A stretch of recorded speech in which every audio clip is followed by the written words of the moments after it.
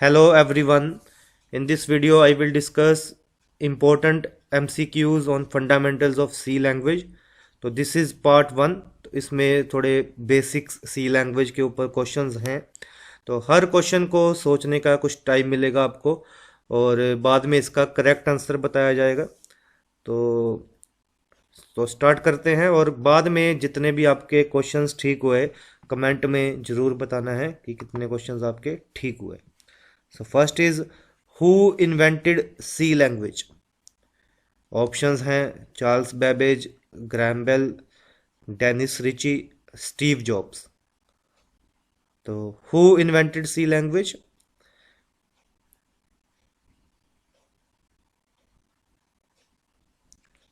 हाँ जी सोचिए।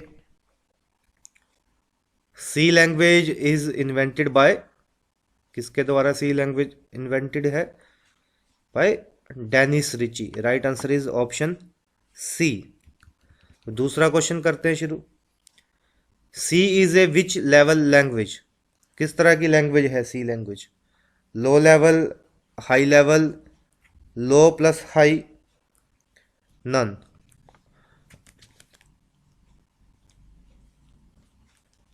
सोचो सी किस तरह की लैंग्वेज है? लो लेवल लैंग्वेज है, हाई लेवल लैंग्वेज है,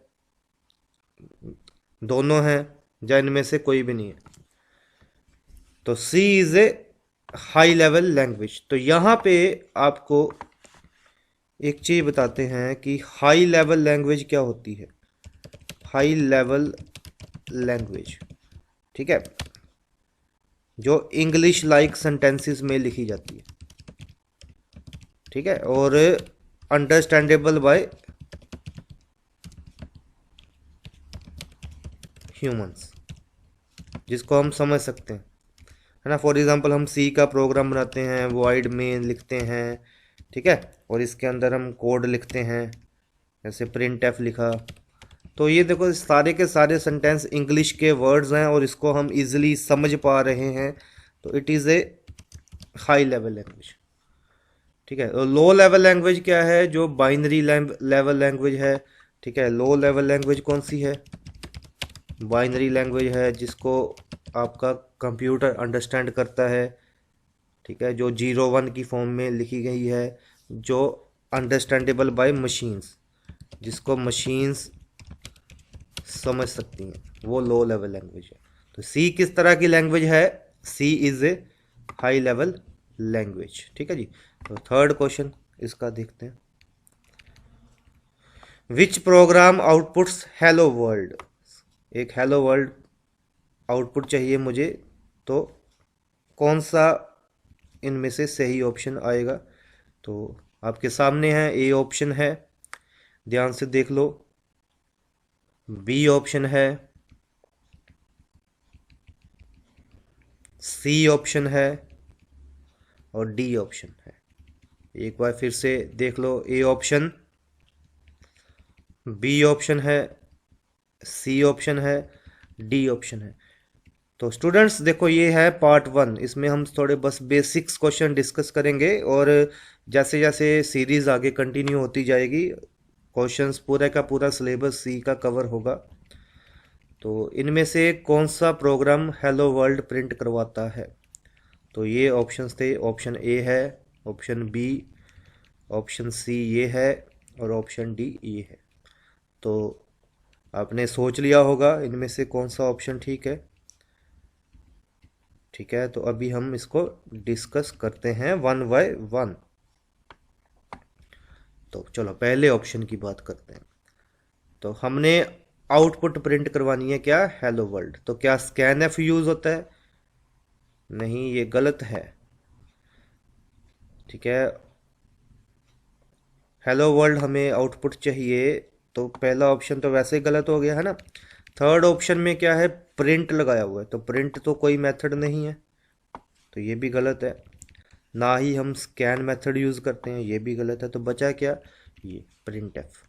तो कहने का मतलब सी में मैंने आउटपुट स्क्रीन पे शो करनी है, तो क्या मेथड यूज़ होगा? प्रिंट एफ मेथड यूज़ होगा, ठीक है।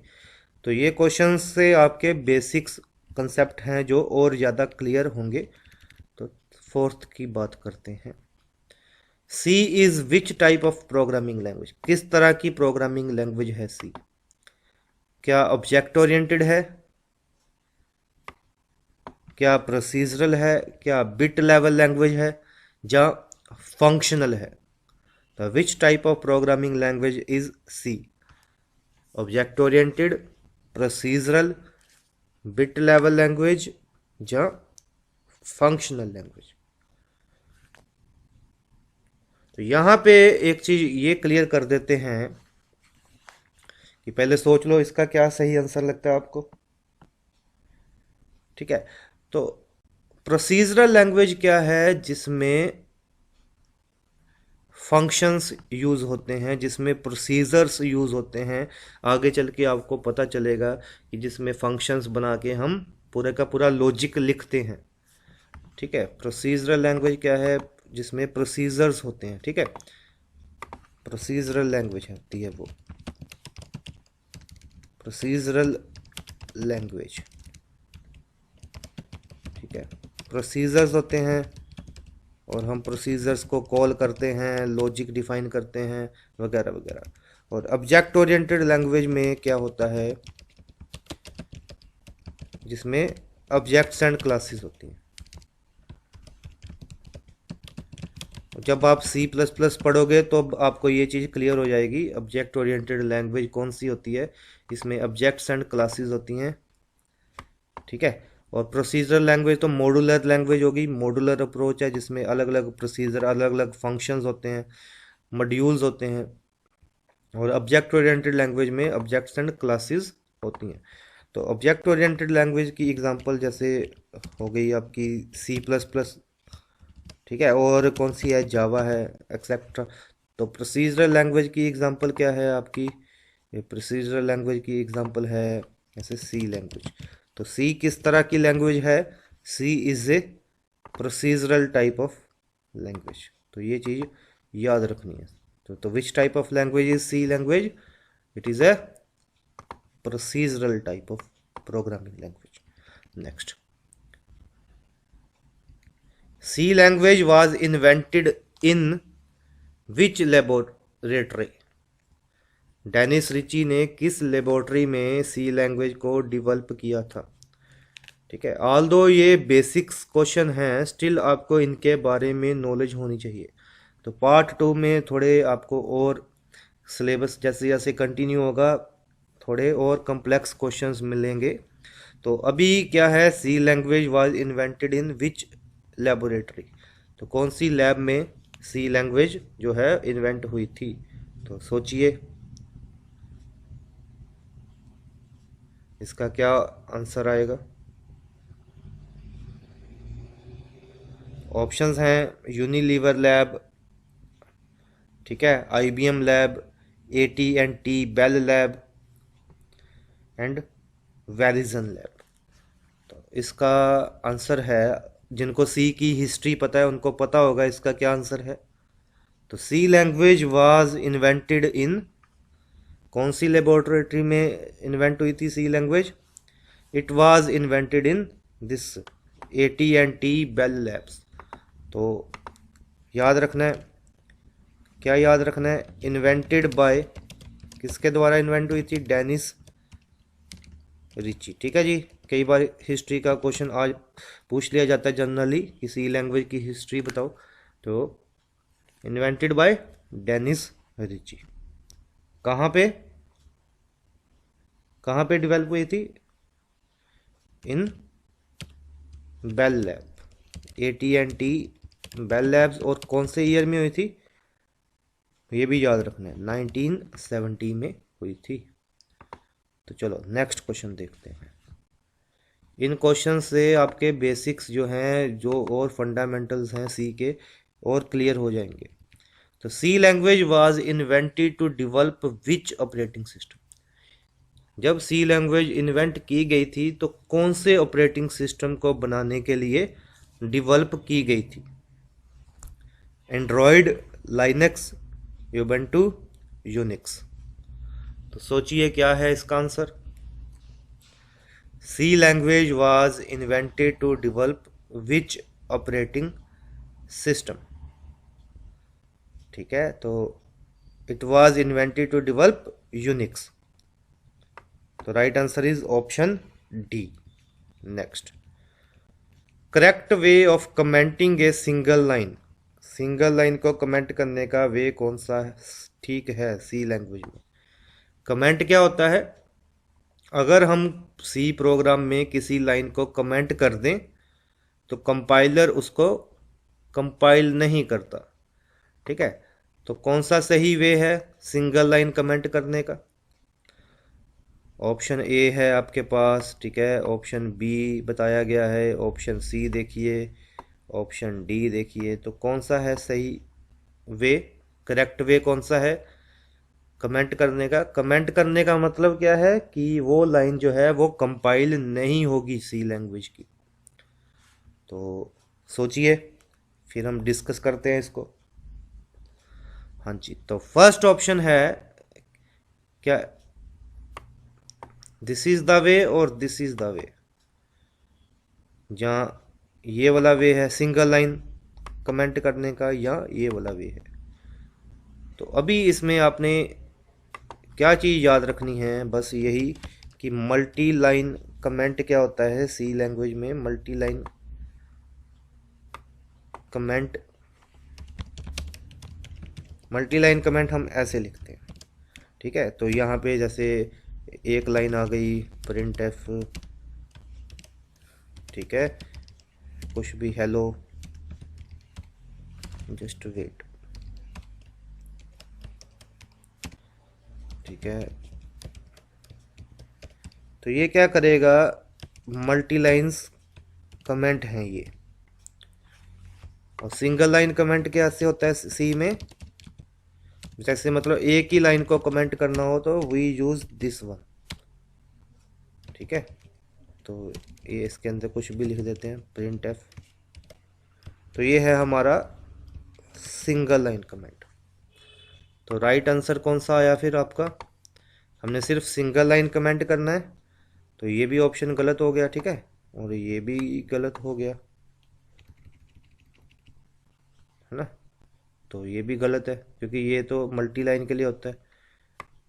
तो right answer is option B. Next, what is an identifier in C language? Identifier क्या होता है? नेम ऑफ ए फंक्शन और variable, name of a macro, name of structure और union, all of the above. Identifier क्या है? जिसकी help से हम किसी चीज को आइडेंटिफाई करते हैं, है ना? फॉर एग्जांपल हमने दो नंबर ऐड करने हैं, तो अगर मैंने लिखा इंट फर्स्ट कॉमा सेकंड, तो ये फर्स्ट और सेकंड क्या है, आइडेंटिफायर है। तो इस केस में ये क्या है, नेम ऑफ वेरिएबल है ना? तो मतलब हमने वेरिएबल को आइडेंटिफाई करना है, तो हमने कोई नाम दिया, हमने नाम दिया फर्स्ट, या हमने नाम दिया सेकंड। तो आइडेंटिफायर क्या है सी लैंग्वेज में? ये सारा कुछ ही है, फंक्शन का नाम भी है, मैक्रो का नाम भी है, स्ट्रक्चर का नाम भी है। तो ये सारी की सारी चीज़ें जो भी हम सी में यूज़ कर रहे हैं, चाहे वो हम फंक्शन यूज़ करें, चाहे वो मैक्रो यूज़ करें, चाहे वो स्ट्रक्चर यूज़ करें, वे सारे के सारे क्या है, आइडेंटिफायर्स ही हैं। अब रही बात ये फंक्शन, मैक्रो और स्ट्रक्चर क्या होती है, तो जैसे जैसे एमसीक्यूज आगे चलते जाएंगे आपको ये क्लियर होता जाएगा, फंक्शन क्या है, मैक्रो क्या है, स्ट्रक्चर क्या है। तो अभी आपने क्या याद रखना है कि अभी याद रखना है आइडेंटिफायर क्या होता है, जो मैंने पर्टिकुलर नेम दिया, ऐसे दो नंबर लिए फर्स्ट सेकंड, ठीक है, तो इनका मैंने नेम दिया, तो देन दैट वो क्या है, आइडेंटिफायर है। अब रही बात कि नाम हम क्या रख सकते हैं, है ना? जैसे ये फर्स्ट है तो क्या ये नाम सही है?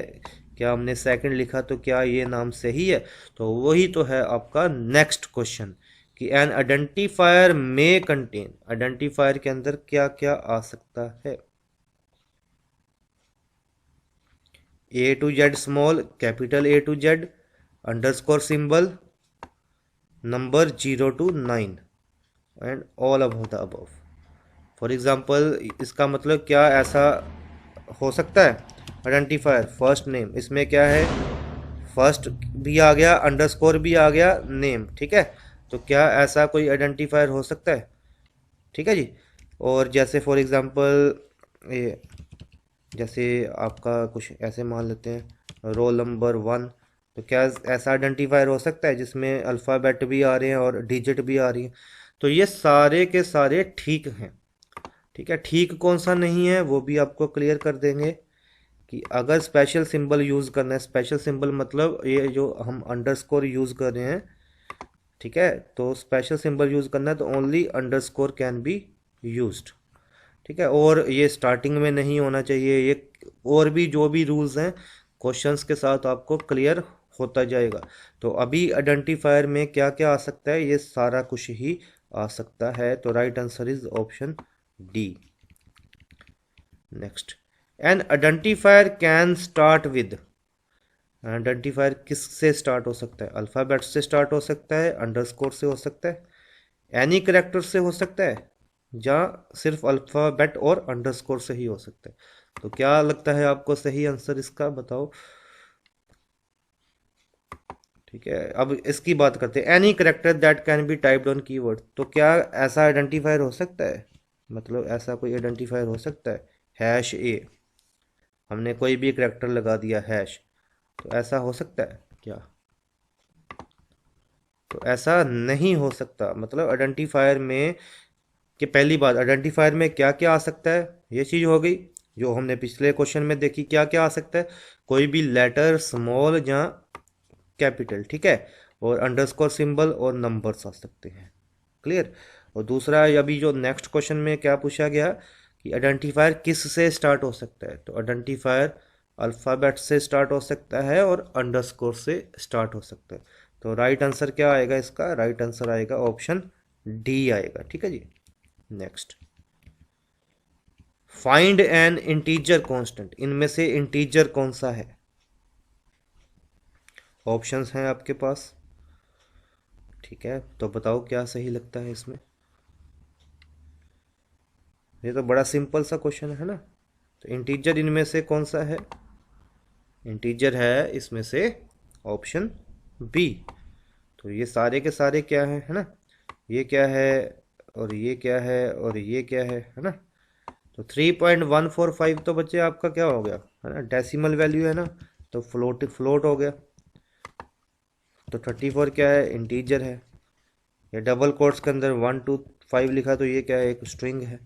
तो इंटीजर क्या है, ये 34, ठीक है। इंटीजर को कैसे डिफाइन करते हैं, सी में आपने लिखना है इंट ए, ठीक है। तो इसका मतलब ए इज एन इंटीजर टाइप, मतलब ए की जो वैल्यू है वो इंटीजर वैल्यू होगी, ठीक है ना। फॉर एग्जांपल कोई भी इंटीजर वैल्यू, फॉर एग्जांपल 256, तो फ्लोट अगर आपने लिखा बी, तो इसका मतलब बी की वैल्यू फ्लोटिंग हो सकती है, ठीक है ना।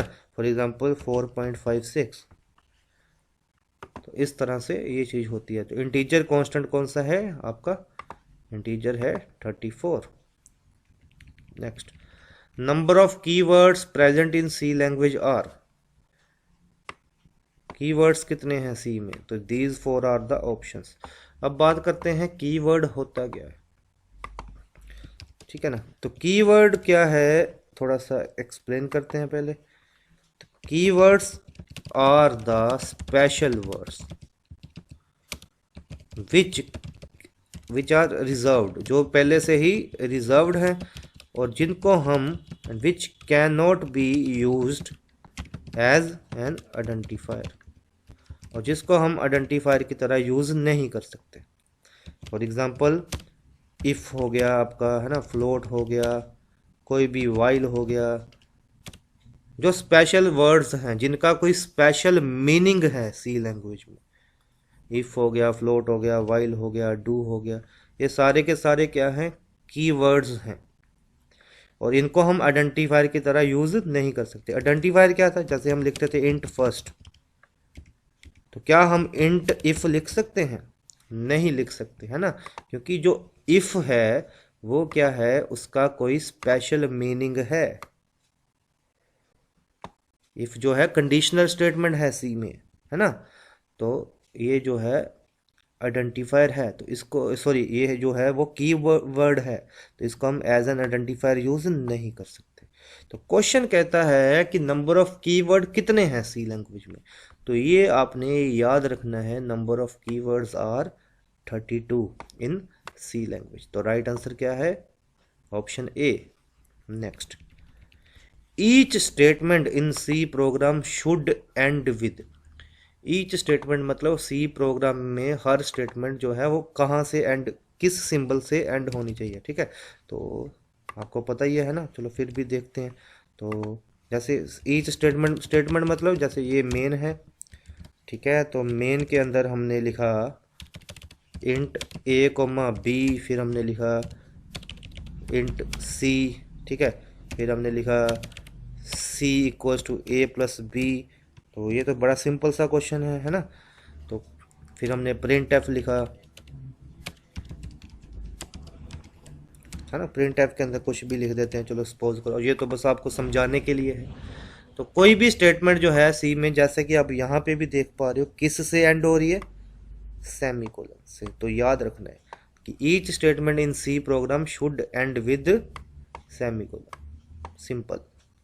Next, choose a correct statement. इनमें से करेक्ट स्टेटमेंट कौन सी है? C compiler converts your C program into machine readable language. C editor allows you to type C program. Console shows the output of a C program. All of the above. तो कौन सी statement सही है? पहली statement क्या कहती है? कहती है कि सी का कंपाइलर आपके प्रोग्राम को मशीन रीडेबल फॉर्म में कन्वर्ट करता है। मतलब जो आपने हाई लेवल लैंग्वेज में कोड लिखा है उसको लो लेवल लैंग्वेज में कन्वर्ट करता है ना। तो बिल्कुल ठीक है। तो C editor allows you to type C program. तो सी एडिटर जिसमें हम सी के प्रोग्राम टाइप करते हैं, है ना, जैसे टर्बो सी का कंपाइलर लिया हमने, उसमें टाइप करना शुरू किया, तो ये भी ठीक है। और कंसोल क्या है? Shows the output of a program. For example आपने प्रिंट एफ हेलो लिखा, तो जब इसको रन किया तो आपको आउटपुट शो हुई, तो वो भी ठीक है, उसको क्या बोलते हैं? कंसोल। तो सारी की सारी स्टेटमेंट ट्रू है, तो right answer is option D. Next, find a correct C keyword below. इनमें से कौन सा कीवर्ड सही है सी में? क्या ब्रेकर है, क्या गो टू है, क्या शॉर्टर है, क्या डिफ़ॉल्ट है? तो इनमें से सही कौन सा है? सोचो कौन सा सही लग रहा है आपको, फिर इनका सही क्या होगा वो भी मैं बताता हूँ। तो ब्रेकर गलत है, ब्रेकर कोई कीवर्ड नहीं है, गो टू कोई कीवर्ड नहीं है, शॉर्टर कोई कीवर्ड नहीं है। राइट आंसर क्या है? डिफ़ॉल्ट। तो इनके सही कीवर्ड कौन से हैं? ब्रेकर कौन सा है? ब्रेकर है ब्रेक कीवर्ड, जो हम स्विच केस में यूज़ करते हैं, है ना, जहाँ फॉर लूप के अंदर यूज़ करते हैं। गो टू को ऐसे लिखते हैं। शॉर्टर कोई नहीं है, शॉर्ट है। तो ये इनके सही कीवर्ड है। तो इनमें से सही कौन सा है? डिफ़ॉल्ट। तो देखो ये जैसे जैसे ये आपके, अभी ये पार्ट 1 था MCQs का, तो जैसे जैसे पार्ट्स नेक्स्ट आगे चलते जाएंगे, ठीक है, और कंसेप्ट्स आपके क्लियर होते जाएंगे। ऑल्दो ये सारे के सारे क्वेश्चंस सिंपल हैं और मैक्सिमम हो सकता है आपके ठीक हुए हों, स्टिल आपके कितने क्वेश्चन ठीक हुए कमेंट में ज़रूर करके बताएं। तो नेक्स्ट पार्ट की वेट कीजिए। अभी हम नेक्स्ट पार्ट शुरू करेंगे सी के MCQs का। तो इसमें बस इतना ही। Thank you. Hello everyone. So in this lecture I will discuss the most important MCQs on fundamentals of C language.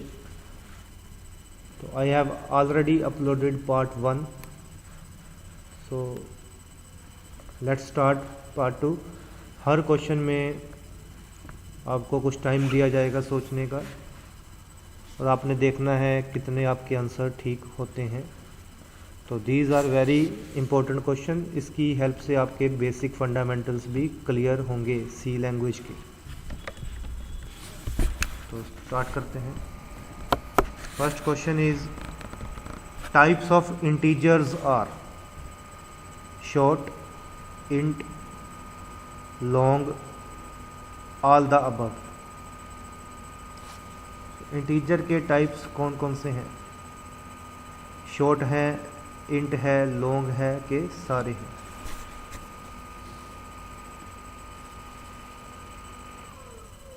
तो right answer of this question is all of the above. सारे के सारे इंटीजर्स ही हैं। ठीक है, तो one by one discuss करते हैं ये सारे। शॉर्ट जो है, ठीक है, वो है 2 बाइट्स का। जहाँ अगर हम 16 बिट कंपाइलर की बात करें तो शॉर्ट जो है वो है 1 बाइट का, और उसकी रेंज है -128 से लेके 127। इंटीजर जो है वो है 2 बाइट्स का। ठीक है, तो इंटीजर की रेंज जो होती है, देखो सिंपल सी बात है कि शॉर्ट हम कहाँ पे यूज़ करते हैं? शॉर्ट हम वहाँ पे यूज़ करते हैं कि यहाँ पे हमने, जैसे फॉर एग्जांपल हमने 2 नंबर को ऐड करना है और हमें पता है हमारे नंबर जो हैं वो मतलब कि 127 से ज़्यादा नहीं होने। ठीक है, सो इस तरह से क्लियर। सो शॉर्ट की रेंज तो बता दी कि -128 से लेके 127 तक। क्लियर। तो इंटीजर की क्या है, -32768 से लेके 32767। और लॉन्ग जो है वो 4 बाइट्स का है और उसकी रेंज काफ़ी ज़्यादा होती है। तो ये चीज़ याद रखनी है। ठीक है, फॉर एग्जांपल जैसे डिक्लेयर कैसे करते हैं इनको, शॉर्ट इंट ए, शॉर्ट इंट बी। ठीक है, तो ये मेमोरी कम लेता है, 1 बाइट लेता है ये सारे के सारे इंटीजर ही। फाइन। सो ये आपने थोड़ा सा इसको याद रखना है। ठीक है, और इंटीजर क्या होते हैं, विदाउट डेसिमल वैल्यू, ये आपको पता ही है। Clear. So next, what is the output of the for this program? ये प्रोग्राम लिखा है, इसकी आउटपुट क्या है? हेलो बॉस है, हेलो बॉस नो आउटपुट है, जहाँ कंपाइलर एरर है। ठीक है, तो इसकी आउटपुट क्या है? Output of this program is, बताओ क्या होगी, सोचो।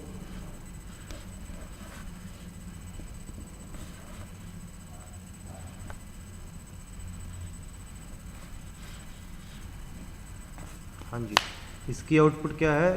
It is A compiler error. क्यों? ठीक है, वैसे जनरली क्या होता है प्रोग्राम, अगर आपने देखो ध्यान से सुनिए, आपने लगाया stdio.h और यहाँ पे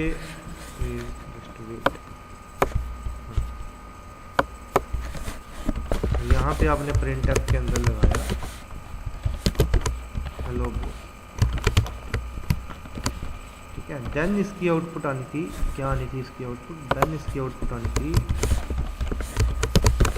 हेलो, क्योंकि void जो है मतलब कुछ भी रिटर्न नहीं करता।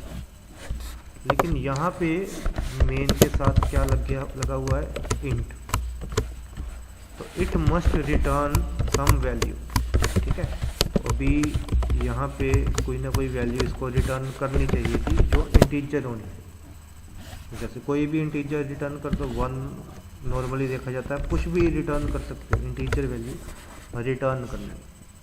ठीक है, तो यहाँ पे क्या है कि यहाँ पे मेन की रिटर्न टाइप क्या है, इंट, तो it must return integer value. तो रिटर्न स्टेटमेंट इसमें है ही नहीं है।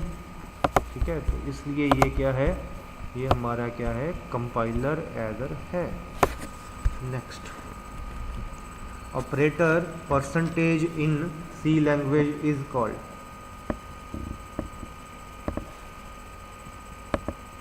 क्या बोलते हैं परसेंटेज ऑपरेटर? परसेंटेज ऑपरेटर बोलते हैं ये वाला जो ऑपरेटर बनाया हुआ है, ठीक है, इसको क्या बोलते हैं? परसेंटेज बोलते हैं, कोशेंट बोलते हैं, मॉडुलस बोलते हैं, डिवीजन बोलते हैं। तो इस तरह के ऑपरेटर को हम बोलते हैं मॉडुलस ऑपरेटर, ठीक है, मतलब रिमाइंडर, ठीक है, जहाँ इसको हम बोलते हैं मॉडुलस ऑपरेटर। एग्जाम्पल के लिए अगर मैं करूँ 15 रिमाइंडर 4, तो 4 3 इज द 12 और रिमाइंडर क्या बचा, 3। तो ये और ये वाला ऑपरेटर जो है it is very helpful in some programmes.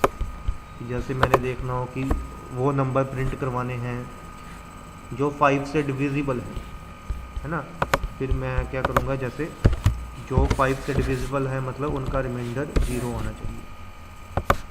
मैंने नंबर एक है जो चेक करना है इवन है या ओड है, तो इवन कैसे होगा, अगर उसका 2 के साथ रिमाइंडर क्या है, 0 है। तो ये बेसिक सी चीज़ें याद रखनी है, ठीक है ना। तो ये n इज इवन, तो इस केस में क्या है, ठीक है, तो ये इस केस में मतलब नंबर इज डिविजिबल बाय 5। तो ये बेसिक सी चीज़ें हैं जो आपके काम आएंगी। Next, choose a right statement. तो कुछ ऐसा कोड है, ध्यान से देखते हैं। Int a equals to 10 plus 4.867। तो इसका रिजल्ट क्या आएगा, क्या ये 10 आएगा, क्या ये 14.867 आएगा, क्या ये 14 आएगा, या फिर ये कंपाइलर एरर है, ठीक है। तो अभी इसमें क्या हो रहा है, देखो ये 4.867 जब 10 के साथ ऐड हुआ तो क्या बनता है, 14.867, ठीक है। तो 14.867 हुआ, लेकिन हम उसको स्टोर कहाँ पे कर दें, हम उसको इंटीजर में स्टोर कर दें। इंटीजर के केस में क्या होता है, ये ट्रंकेट हो जाता है। तो ये सारा ट्रंकेट हो गया, तो क्या आया 14। तो इसका सही आंसर क्या आया, a equals to 14। Next, what is the output of this program. अभी मैंने आपको मॉडुलस ऑपरेटर बताया है, तो बताओ इसकी आउटपुट क्या आएगी। क्या पहली बात इसमें कोई एरर तो नहीं है, एरर चेक कर लो, देखो है कोई एरर इसमें नहीं है। ये इंटीजर लिखा तो इंटीजर वैल्यू रिटर्न कर रहे हैं, प्रिंटफ की स्पेलिंग ठीक है, ठीक है। हेडर फाइल नहीं लगाई, लेकिन चलो वो हम एरर नहीं मान के चलते, ठीक है। तो अब क्योंकि कोड लिखा हुआ है तो इसकी आउटपुट क्या आ रही है ये बता दें। तो मॉडुलस ऑपरेटर मैंने पहले बताया, तो बताओ क्या लगता है आपको इसकी आउटपुट। 25 का 10 के साथ रिमाइंडर जब किया तो इसकी आउटपुट क्या आई, 25 को जब 10 के साथ रिमाइंडर किया तो 10 2 द 20 और क्या बचा 5, ठीक है। तो परसेंटेज ऑपरेटर मैंने पहले बता दिया है, रिमाइंडर है, मॉडुलस है, तो क्या हुआ 5 आया यहाँ पे, तो एक ही वैल्यू क्या हो गई 5, तो राइट आंसर क्या हुआ 5। Next, what is the output of this program. हाँ, अब ये देखो 45 इंटीजर है ना, उसको हम फ्लोट में स्टोर कर दें, और फ्लोट के लिए परसेंटेज f लगाया हुआ है, ये भी ठीक है, और रिटर्न भी लगाया हुआ है इंटीजर के लिए, ये भी ठीक है। तो इसकी आउटपुट क्या आएगी, क्या ये 45 आएगी, क्या ये 45.0 आएगी, क्या ये 45.60 उसके बाद लिखा है, क्या ये 0.00000 आएगी। तो इसकी आउटपुट आपको क्या लगता है, कौन सी आउटपुट इसकी ठीक है। तो इसकी आउटपुट जो है दैट इज दिस वन, ठीक है, ये चीज़ याद रखनी है। जब भी हम फ्लोट करते हैं तो डेसिमल के बाद क्या है 6 जीरोस आएंगी। ठीक है जी, तो इसका राइट आंसर क्या है? क्या है इसका right answer? Option C. Next, what is the output of this programme?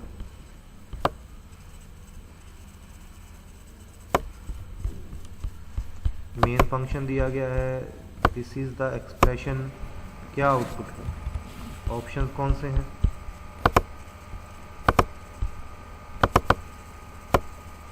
क्या ये 3 है, क्या 2, क्या 5, या can not assign an expression two variable at the time of declaration?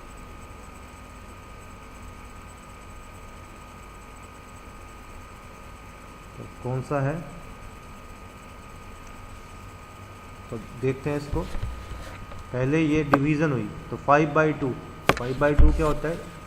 2.5 होता है, ठीक है, लेकिन ये इंटीजर है तो 2.5 का क्या बन गया? 2 है ना, ये 5/2 की जगह पे क्या आ गया? 2 आ गया। तो 3 + 2 क्या आंसर आ गया? 5। तो राइट आंसर इसका क्या आया? Option C. Next, ternary operator कौन सा है? और टर्नरी ऑपरेटर हम कहाँ पे यूज़ करते हैं, पहले इसके बारे में थोड़ा सा समझ लेते हैं। बेसिकली ये इफ एल्स के जगह पे हम इसको इजीली यूज़ कर सकते हैं। ठीक है, इसका सिंटेक्स क्या होता है? इसका सिंटेक्स होता है कंडीशन, और यहाँ पे एक्सप्रेशन, सॉरी साथ में लिखते हैं, कंडीशन, ठीक है, और एक्सप्रेशन 1 कोलन एक्सप्रेशन 2। इसका मतलब इसको समझते हैं। मतलब if condition is true then expression कौन सा चलेगा? 1 will be executed. Condition true है तो एक्सप्रेशन 1 चलेगा, अदरवाइज अगर कंडीशन फॉल्स हुई, अगर कंडीशन फॉल्स है देन क्या चलेगा? एक्सप्रेशन 2 चलेगा। ये चीज़ याद रखनी है, ठीक है। अब एक कोड है, सपोज करो इफ ए ग्रेटर देन 5, ध्यान से सुनिए, तो b की वैल्यू 7, एल्स b की वैल्यू 4। तो ये एक कोड है। इसको मैंने टर्नरी ऑपरेटर के साथ कैसे लिखना है? a ग्रेटर देन 5, तो ट्रू वाला एक्सप्रेशन क्या है? b = 7, else b = 4। या इसको ऐसे लिख सकते हैं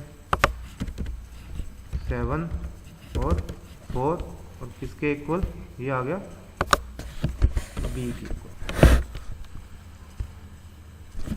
तो इट्स वेरी इजी, ठीक है। और ये काम कैसे करता है? सपोज करो a की वैल्यू 6, तो 6 ग्रेटर देन 5, कंडीशन ट्रू है तो b की वैल्यू क्या हो जाएगी? 7 हो जाएगी। तो ये इस तरह से काम करता है। तो सिंटेक्स कौन सा ठीक हुआ? सिंटेक्स ठीक हुआ हमारा ऑप्शन ए। नेक्स्ट, हाँ चलो, इसमें ये कवर हो जाएगा टर्नरी ऑपरेटर जो मैंने अभी एक्सप्लेन किया। इसकी आउटपुट क्या लगती है आपको? क्या 4 आएगी, क्या 3 आएगी, क्या 5 आएगी, जहाँ 2 आएगी? तो सबसे पहले सोचो, पहले क्या लगता है आपको इसकी आउटपुट? कंडीशन चेक होगी, है ना। अगर कंडीशन ट्रू है तो ये चलता है, अगर कंडीशन ये ट्रू के केस में चलता है, लिख देते हैं, और ये जो है ये फॉल्स के केस में चलता है। तो 5 < 2, ये कंडीशन ट्रू है कि फॉल्स है? 5 < 2 कंडीशन फॉल्स है, तो क्या चला? ये मतलब a की वैल्यू क्या आ गई? 3। तो राइट आंसर कौन सा बना? Option B. तो ये टर्नरी ऑपरेटर काफ़ी इजी है इसको लिखना। अगर इसको सेम कोड को मैंने इफ एल्स के साथ लिखना होता तो मैं ऐसे लिखता, इफ 5 लेस देन 2, ठीक है, तो a equal to 4 else a equal to 3। इस चीज़ को याद रखना है, इट्स वेरी इजी। कौन सा? Ternary operator. Next, what is the output of this program. अब ध्यान से देखिए कि इसकी आउटपुट क्या आनी है।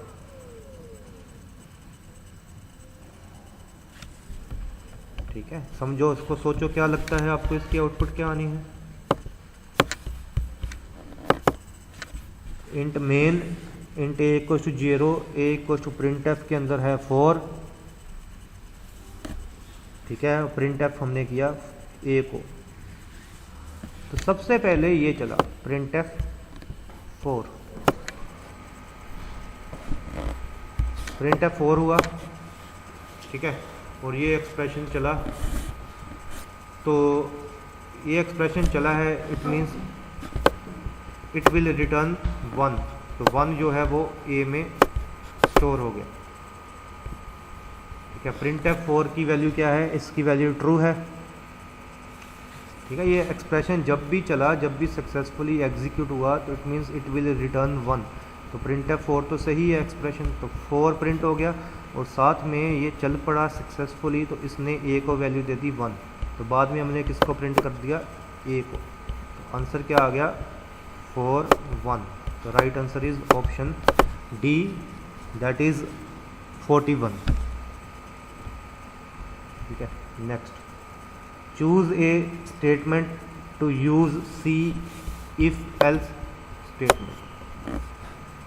इफ एल्स का सिंटेक्स क्या होता है, ये ऑलरेडी पहले बता दिया आपको, ठीक है। इफ ब्रैकेट में कंडीशन, और ठीक है, और यहाँ पे क्या आया, एल्स आया, ठीक है।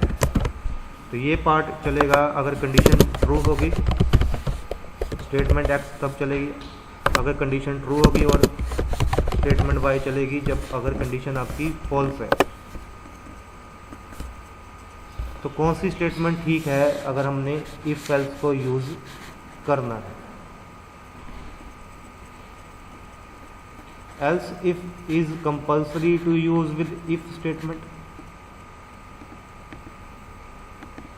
Else is compulsory to use with if statement, ठीक है। इफ एल्स इफ का सिंटेक्स क्या होता है, इफ कंडीशन 1, फिर क्या होता है, एल्स इफ कंडीशन 2, फिर क्या होता है, else if condition 3 and so on, ऐसे चलता है ये, है ना। तो इनमें से कौन सी स्टेटमेंट सही है अगर हमने इफ के साथ यूज करना है। देखो, हम अकेले भी तो इफ यूज कर सकते हैं, इफ कंडीशन, तो कंपल्सरी तो कोई भी नहीं है, हम अकेला भी इफ यूज कर सकते हैं, ठीक है। ये तो चलो हम हमारी फैसिलिटी के लिए है कि हम इफ़ के साथ एल्स यूज़ कर रहे हैं, या इफ़ के साथ हम एल्स इफ यूज़ करें, लेकिन कंपल्सरी तो नहीं है, ठीक है ना। सो ये ऑप्शनल है ना, तो एल्स और else if is optional with if statement, क्योंकि हम इफ़ को अकेले भी यूज़ कर सकते हैं, ज़रूरी नहीं है कि उसको साथ में यूज़ करना ही करना है।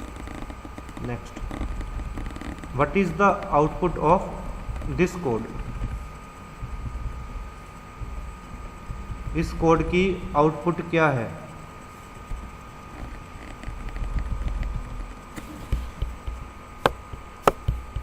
कोड क्या है, ये है इफ ये कंडीशन, तो प्रिंट हो रहा है हुर्रे, फिर प्रिंट हो रहा है यस, फिर हो रहा है रिटर्न।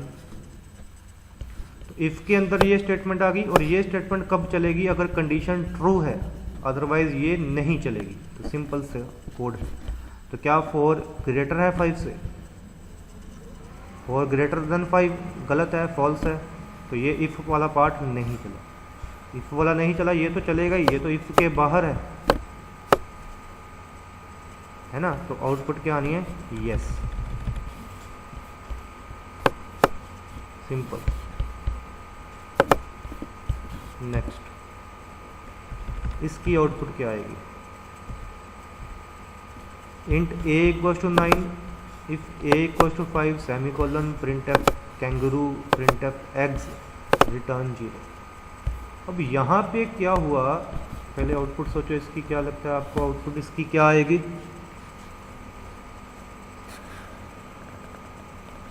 अब यहाँ पे क्या हुआ कि a की वैल्यू क्या है 9 और a इक्वल्स टू 5, यहाँ पे सेमी कोलन लग गई। इसका मतलब क्या है, ये कोड कुछ ऐसा बना, देखना ध्यान से। Int a equals to 9 sorry, और इफ a इक्वल्स टू 5, ये सेमी कोलन का मतलब इफ के अंदर क्या आ गया, इफ के अंदर आपका सेमी कोलन आ गया, और फिर एक और ब्रेसेस लगी हुई हैं, फिर प्रिंट एफ लगा हुआ है, बाकी सारा कोड एज इट इज। तो कुछ ऐसा बन रहा है इस कोड का, मतलब इफ के अंदर सेमी कोलन है, मतलब इफ का कोई इफेक्ट ही नहीं है, इफ का कोई इफेक्ट ही नहीं है। तो ये भी, ये जस्ट आपको कंफ्यूज करने के लिए रखा हुआ है, ये इफ के बाद जानबूझ के सेमी कोलन लगाया हुआ है। तो इसका कोई इफेक्ट ही नहीं है, तो क्या आएगा, कैंगरू आएगा और एग्स आएगा। तो आउटपुट क्या आएगी, option B, kangaroo eggs. Next, what is the output of C program? ये हमारे पास एक कोड है, इसकी आउटपुट क्या है? अब इसमें वाइल लगा हुआ है, और वाइल के अंदर कंडीशन, वाइल का मतलब क्या है, जब तक कंडीशन ट्रू है ये चलता ही जाएगा। इसकी आउटपुट बताओ क्या है आपको? ए की वैल्यू 25 है ना, तो 25 है, तो 25 जो है लेस देन 27, ए की वैल्यू 25 है, 25 less than equal to 27 true है, तो प्रिंट क्या हो गया, 25 प्रिंट हो गया। अब ए की वैल्यू क्या हो गई, इंक्रीमेंट, ए की वैल्यू 26 हो गई, 26 लेस देन इक्वल टू 27, ये भी ट्रू है, तो प्रिंट क्या हो गया, 26। अब ए की वैल्यू हो गई 27 लेस देन इक्वल टू 27, ये भी ट्रू है, प्रिंट क्या हो गया, 27। अब ए की वैल्यू हो गई 28, तो 28 जो है लेस देन इक्वल टू 27, ये फॉल्स हो गया, तो लूप के बाहर आ गई। तो आउटपुट क्या आ गई, आउटपुट आ गई 25, 26, 27। Next, what is the output of this program? इसमें डू वाइल लगा हुआ है, तो डू वाइल में क्या है, पहले कंडीशन चेक होती है, फिर स्टेटमेंट एग्जीक्यूट होती है, और जब तक कंडीशन ट्रू है स्टेटमेंट एग्जीक्यूट होती जाती है। तो डू वाइल में पहले स्टेटमेंट एग्जीक्यूट होगी, फिर कंडीशन चेक होगी। तो क्या हुआ, ए की वैल्यू 32 है ना, आउटपुट बताओ इसकी क्या आपको लगता है, सोचो। तो ए की वैल्यू 32 है, तो प्रिंट क्या हो गया, 32 हो गया, प्रिंट 32, फाइन हो गया प्रिंट, क्योंकि ये तो चलना ही चलना है। अब ए की वैल्यू क्या हो गई, 33, तो क्या 33 लेस देन इक्वल टू 30 है, ये तो फॉल्स है, मतलब एक बार ये 32 प्रिंट होगा और उसके बाद कुछ नहीं। तो ऑप्शन के आउटपुट क्या आएगी, 32। तो आई होप आपको ये थोड़ा सा सिंटेक्स वाइज क्लियर हुआ होगा जो अभी लिखा हुआ है, ठीक है। ऐसे और क्वेश्चंस के लिए अभी और क्वेश्चंस डालूंगा नेक्स्ट पार्ट में, ठीक है। So thank you for watching everyone. In this video I will discuss important MCQs on C language. It is the third part. I will discuss MCQs related to conditional statements only in this video. If statement, if else, else if, nested if else, switch case. I will discuss MCQs related to these conditional statements only. So let us start. First question is, consider this code. This is the code. What is the value of grade after switch statement is executed? And you have the 4 options. When we execute this code, what will be the value of grade? See, the value of marks is 80, and I am passing this into switch statement. Now what will be the value of grade after the switch statement is executed?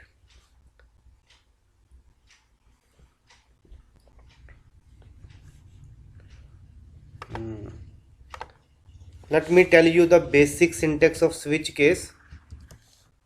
Switch, and here expression is passed, and there are cases. Case 1 statement,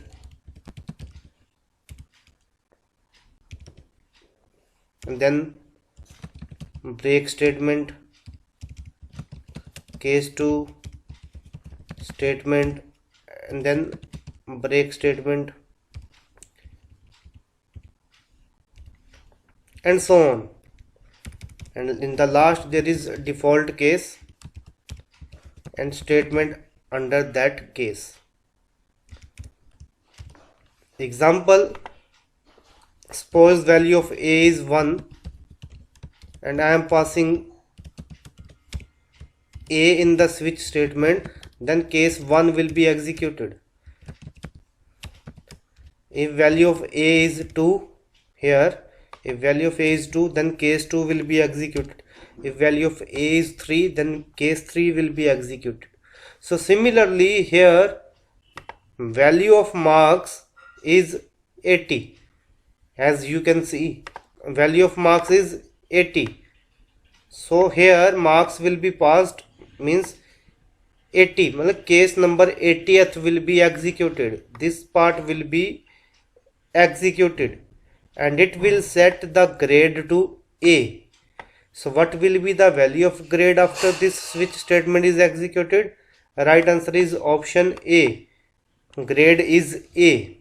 Second, consider this program fragment. What will be printed when input is 3? So I have just explained you the switch case statement. Keeping in view of that, just explain what will be printed when the input is 3. Here I am passing input in the switch statement. And what will be the output? What will be printed when input is 3? So it's again very simple. When we pass the input 3, it will match to case 3, and this 3 will be printed, and after that there is break statement. So only 3 will be printed. So right answer is option B. Next, what will be the output of the program? This one. Value of x is 20. If x equals to 10, printf true, else printf false. What will be the output?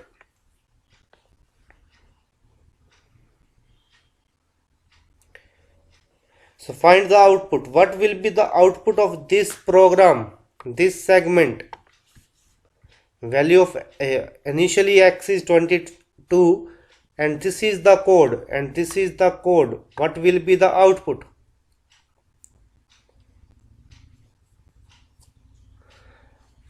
So see the difference. Here it is not like this one. It is not written if x equals to 10.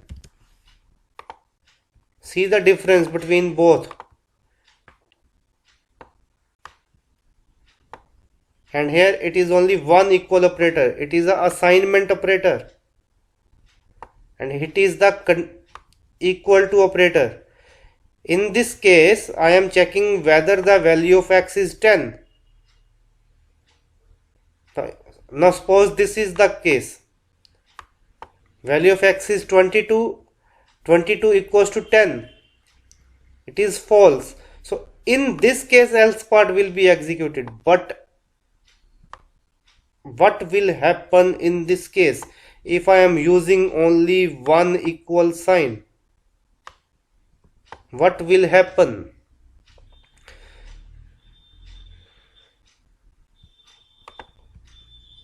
Here it is written like this: if x equals to 10. Fine. If x equals to 10. and it is an assignment operator. X equals to 10, it will assign the value 10 to X, and this statement will be executed, so it will return 1. X equals to 10 is always executed. It is a true statement. So if code will be executed and the output will be true. So remember this. The right answer of this question is option A, true. Next, now see, what will be the output of this code? Value of A is 10. If A equals to 10, here it is double equal operator. Fine.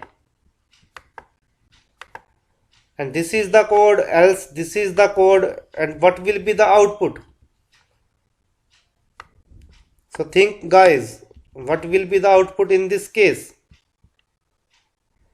If value of A is 10, if A equals to 10, here it is double equal operator, A equals to 10. It means I am checking whether the value of A is 10. Whether 10 is equals to 10, it is a true statement. So if part will be executed, fine. But what is the output? What will be the output? Here I am printing hello, so hello will be printed, and then there is a break statement. So what will be the output? Only hello or other? What will be the output? Or hello, okay. What will be the output in this case? So see, simple. Here I am using break statement in the if context, in the if block. We cannot use break statement in if statement, in if else statement. We can use break statement only in switch case. We can use break statement only in switch case or looping statements. I can't use break statement in if statement. Fine, I can't use. So what will be the output? Obvious, the output will be either. So right answer is option D, either. It will be the output in this case. Next question. The keyword break cannot be simply used within. Where we cannot use the break statement? I have already told you that we can use break statement in looping statements. We can use break statement in while loop, do while loop, for loop. We can use break statement in switch case statement, but we cannot use break statement in conditional statement. So right answer is option B. Next, if switch feature is used, if we are using the switch case statement, and there is a one case which we call default case, then which is the right statement? Default case must be present. Default case if used should be the last case. Default case if used can be placed anywhere, none of the above. And what is the default case? Example, suppose there is one variable A and I am passing this variable to switch statement, and there are different cases, case 1, case 2, case 3 and default case. If value of A is 1, then case 1 will be executed. If value of A is 2, then case 2 will be executed. If value of A is 3, then case 3 will be executed. And for another value, for any other value, default case will be executed.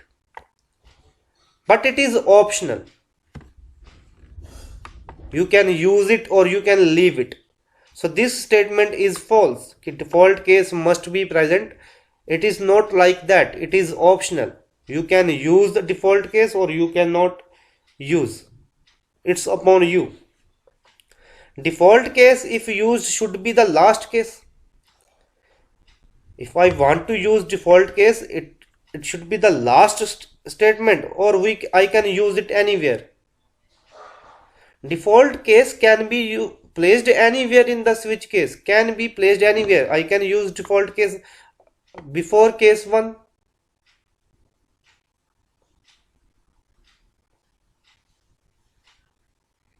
Fine. So right answer is option C.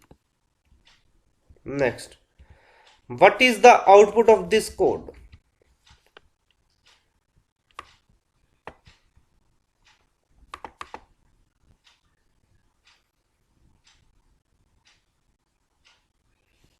What is the output? Int a equals to 5, if a equals to 6. Look at the code and find the output. What you think? What will be the output of this code?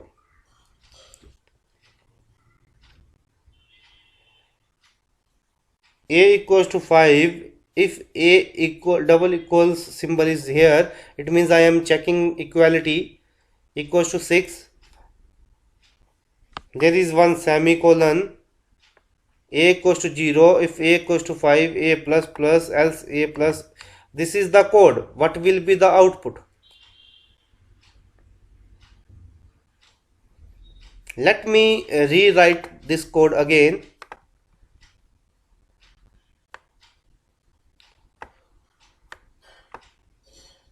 This is the code. See. Int a equals to 5.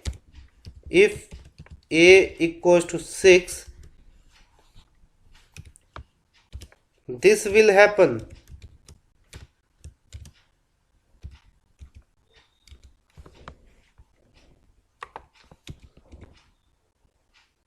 And then a equals to 0. Then I am just rewriting this code.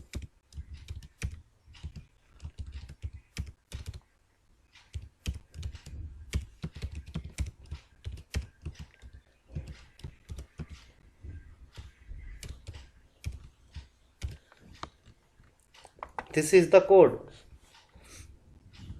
And these are same. Now find the output. Value of a is 5, fine. If a equals to 6, condition is false, so it is false. Fine. Here is the question. Value, fine, means condition is false or true, only semicolon will be executed in case of if condition is true, because there is one semicolon at the end of this statement. So if condition is true, in this case condition is false, so simply semicolon will not be executed. But suppose value of a is 6 here and 6 equals to 6, then only semicolon will be executed and it has no effect. Fine. So simply you can leave this. And in our case a is 5 or 5 equals to 6, condition is false, so this will not be executed, and then value of a will be 0. Fine. And if a equals to 5, now value of a is 0. 0 equals to 5, condition is false, so else part will be executed. Value of a is 0, so a equals to, value of a is 0, a equals to 0 plus 2, so value of a will be 2 after we execute this code. So simple. Next, what will be the output of this program? Value of a is 2, b is 1, c equals to 2. I am passing a in the switch, and there is one case of case b, case c, and default case. So what will be the output?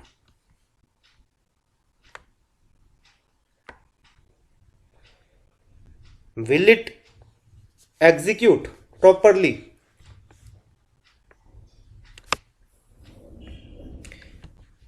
Look at the code. A is 2, B is 1, C is 2. I am passing A to switch block, and here I am writing case B, case C. Will it execute? What will be the output?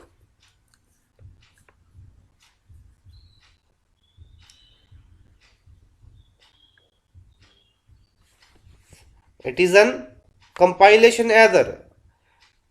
If I want to use case in a switch statement, then here I need to pass constant only. I can write only this case 1 or case 2 or case 3.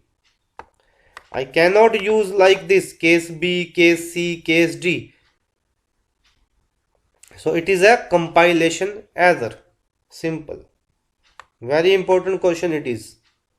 I cannot use variables here in the with cases. I cannot use variable. I can only use constants like case 1, case 2, case 50 and so on. I cannot use variable, so it is a compilation error. Next, x equals to 5.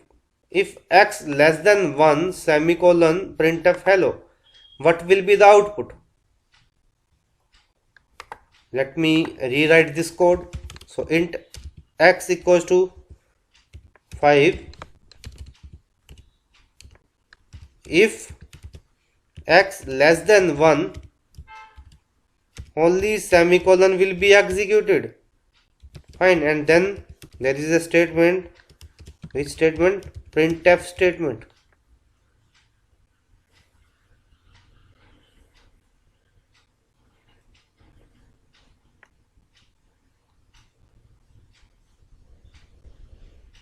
So what will be the output?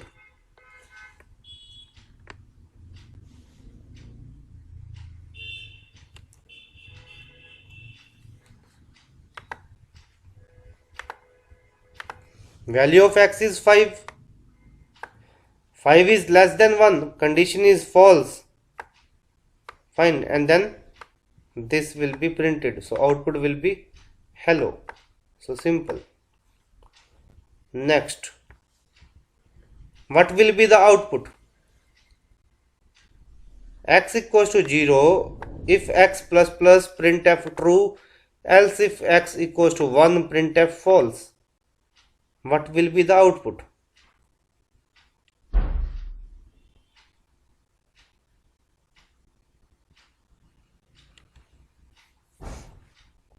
The value of x is 0, and here in case of if value of x is 0, and this is a postfix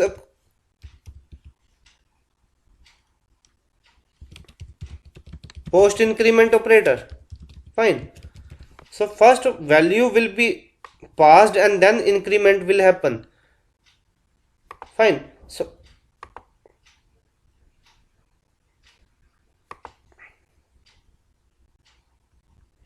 if x plus plus value of x is 0, fine,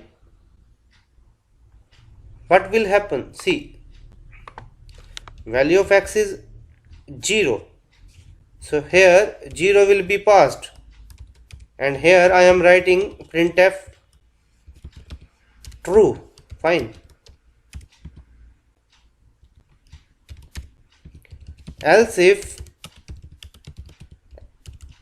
x equals to 1, and here I want to print false, so what will be the output? Now see carefully.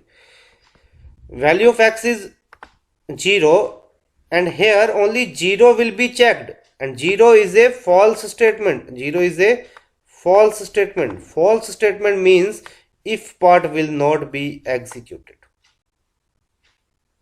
Now value of x will be checked. What is the value of x after this statement? X plus plus. Initially x is 0, although here 0 is passed, but there is postfix a post increment operator, so 0 plus plus means 1. Value of x will be 1 now, and here I am checking x equals to 1. Yes, x is 1, so printf false, so false will be printed. So this is the right option. These are some tricky questions. These are some tricky MCQs based on conditional statements. I have tried my best to explain you. Still, if you have any doubt, you can ask me. And that's all. Thank you.